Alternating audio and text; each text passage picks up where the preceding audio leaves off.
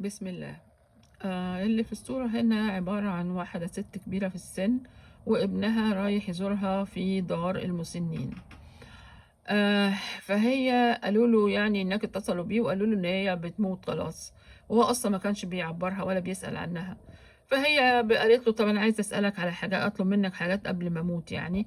فقال لها: في إيه؟ قالت له: لو سمحت هات مروحة في دار المسنين ده، لأن الدنيا حر جدا.